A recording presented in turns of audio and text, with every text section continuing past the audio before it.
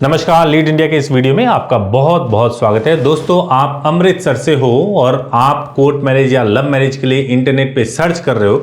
आप right information के लिए बहुत समय से परेशान हो कि कैसे कोर्ट मैरिज करें जिससे स्पाउस वीज़ा मिले, जिससे कि अगर आपको विदेश जाने का सपना है स्पाउस वीज़ा ले करके तो कैसे पूरा हो सकता है। सब कुछ आप इस वीडियो में जान पाएंगे। दोस्तों, अमृतसर में आप रहते हैं और आपको एक वैलिड कोर्ट मैरिज करना है क्योंकि आपको स्पाउस वीज़ा लेना है और गवर्नमेंट से कोई बेनिफिट लेना है, तो आपके लिए जरूरी है कि आप दो एक्ट को ध्यान में रखिए। एक एक्ट है हिंदू मैरिज एक्ट और दूसरा है स्पेशल मैरिज एक्ट। अगर इन दोनों एक्ट के प्रोसेस को ठीक से समझ जाएंगे और किस प्रकार से गलती हो जाती है जिसकी वजह से आप मैरिज ठीक तरीके से नहीं कर पाते हैं या स्पाउस वीज़ा में आपको डिफिकल्टी हो जाती है, अगर ये समझ जाएंगे तो सारी दिक्कत समस्या परेशानी आपकी खत्म हो जाएगी। तो मैं आपको बता दूं, अमृतसर में रहने वाले मेरे भाई और बहनों, आपके लिए सबसे ईजीएस्ट प्रोसेस, अगर आप लव मैरिज करना चाहते हैं या कोर्ट मैरिज करना चाहते हैं तो ईजीएस्ट प्रोसेस ये है कि आप अपने धर्म के हिसाब से आप कोर्ट मैरिज कर लो। धर्म के हिसाब से सबसे पहले आपको मैरिज करना है, यानी कि हिंदू हैं तो आप मैरिज कर सकते हैं, टेंपल में मैरिज कर सकते हैं। अगर आप मुस्लिम हैं तो निकाह कर सकते हैं और क्रिश्चियन हैं तो चर्च में शादी कर सकते हैं।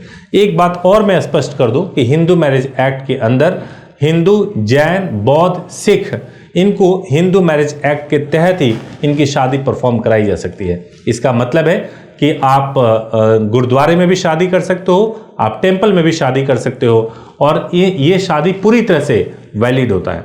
एक बार जब आपने शादी कर लिया उसके बाद से आपको मैरिज का रजिस्ट्रेशन कराना है और मैरिज का रजिस्ट्रेशन जब आपका हो जाएगा तो वो एक जेन्युइन आपका मैरिज सर्टिफिकेट होगा जिस पे स्पाउस वीज़ा आपको मिलेगा। मैरिज का रजिस्ट्रेशन हमेशा जो होता है अमृतसर में या पंजाब में, वो म्यूनिसिपैलिटी में होता है। म्यूनिसिपैलिटी में आप जाएंगे, वहाँ पे मैरिज का रजिस्ट्रेशन कराएंगे और वो सर्टिफिकेट जो मिलता है वो बिल्कुल वैलिड होता है।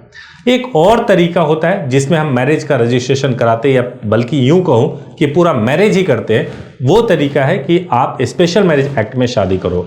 लेकिन इस एक्ट में तब शादी करते हैं जब अलग अलग धर्म के लोग शादी करना चाहते हैं, लेकिन इसमें खतरा यही होता है कि घर पर नोटिस जाता है, 30 से 60 दिन का समय लग जाता है, लंबा टाइम लग जाता है, इसलिए कई लोग अवॉइड करते हैं। परंतु एक और बात ध्यान में रखिएगा कि अमृतसर में ही कई ऐसे लोग हैं जो मैरिज कराने के नाम पे पहले आपकी मैरिज करा देते हैं और हाई कोर्ट से प्रोटेक्शन दिला देते हैं। जो हाई कोर्ट का प्रोटेक्शन ऑर्डर है चंडीगढ़ से जो मिला है, उसके आधार पे आपका स्पाउस वीज़ा नहीं बनता है। इस बात का जरूर ध्यान रखिए।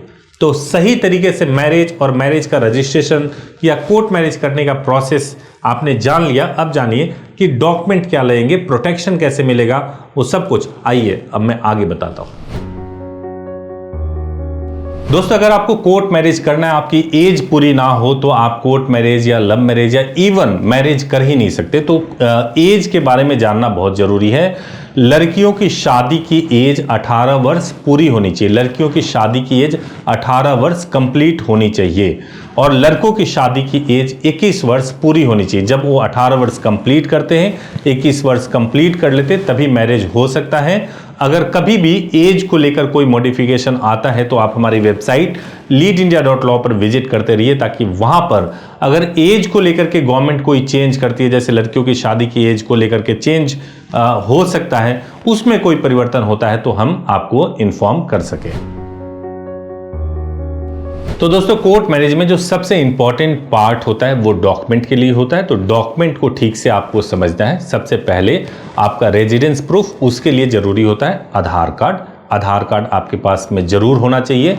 और दूसरा जो होता है वो होता है आपका बर्थ प्रूफ। बर्थ प्रूफ में या तो आपके पास बर्थ सर्टिफिकेट होना चाहिए, बर्थ सर्टिफिकेट नहीं है तो आपके पास में 10th की मार्कशीट होना चाहिए। अगर 10th की भी मार्कशीट नहीं है तो आपके पास में ड्राइविंग लाइसेंस या फिर पासपोर्ट होना चाहिए। इन चारों में से अगर कोई भी डॉक्यूमेंट है तो बर्थ प्रूफ के लिए कंसीडर किया जाता है। इसके अलावा जो तीसरा डॉक्यूमेंट होता है वो डॉक्यूमेंट होता है आपका आईडी प्रूफ, चाहे आपके पास पैन कार्ड हो या फिर आपके पास वोटर आईडी हो।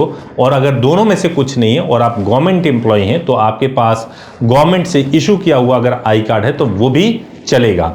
अगर डॉक्यूमेंट आपके पास कम है तो आप हेल्पलाइन नंबर पे जरूर बात करिए और आपके केस को देख करके हम गाइड करेंगे।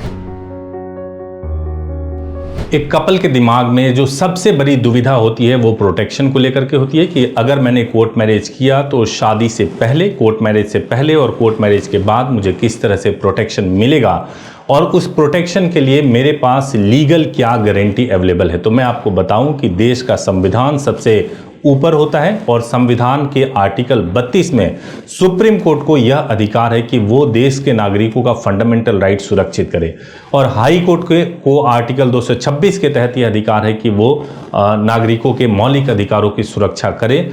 तो शादी करना, कोर्ट मैरिज करना आपका एक मौलिक अधिकार है। आप किस व्यक्ति से शादी करना चाहते हैं यह तय करने का अधिकार बिल्कुल आपका है। तो अगर आप कोर्ट मैरिज करते हैं तो हम 3 स्टेप्स में आपको प्रोटेक्शन दिलाते हैं। पहला स्टेप तो ये होता है कि हम आपके लिए शादी के दौरान ही लड़की से एक डिक्लेरेशन स्टेटमेंट साइन करवाते हैं जो एफिडेविट पे होता है, जो बहुत इंपॉर्टेंट होता है। इसके अलावा इंटीमेशन लेटर भिजवाया जाता है, न्यूज़पेपर पब्लिकेशन कराया जाता है और ज़रूरत होता है तो हाई कोर्ट से भी प्रोटेक्शन लिया जाता है। ये सारे स्टेप्स अगर आप फॉलो करते हैं तो आपको प्रोटेक्शन को लेकर के किसी भी प्रकार की चिंता करने की जरूरत नहीं है।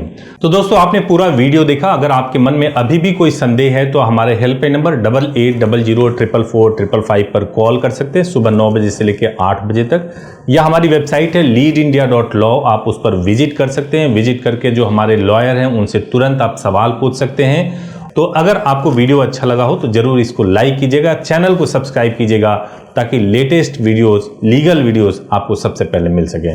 Thank you so much for watching this video. Thank you so much.